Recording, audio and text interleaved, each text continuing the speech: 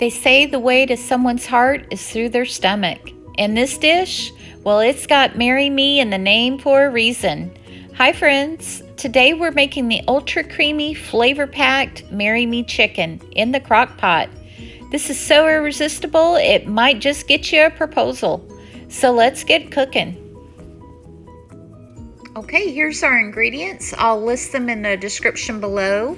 We're going to start with 1 cup of baby spinach, 1 package of sun-dried tomatoes, julienne cut, 1 block of cream cheese. I've got a bowl of rotisserie chicken shredded, 2 cups of chicken broth, 1 cup of Parmesan cheese, 2 tablespoons of butter, and 1 cup of heavy cream. And we're also going to add some seasonings. So let's cook up some romance. Okay, here we have our block of cream cheese, and we're going to add our butter, our 2 cups of chicken broth, our 1 cup of heavy cream. Then we're going to add our Parmesan cheese, our baby spinach, and then this whole bag of sun-dried tomatoes. The crock pot, we're going to cook it on low for about an hour to start with. Here we're going to add our rotisserie chicken. And I've got some seasonings. I'm going to do Italian seasoning and some garlic powder,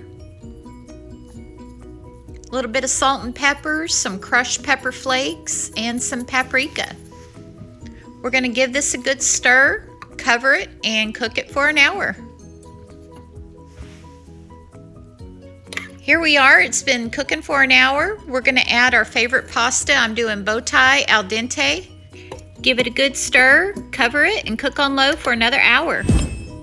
Wow, looks and smells yummy. Warning, this chicken is dangerously delicious.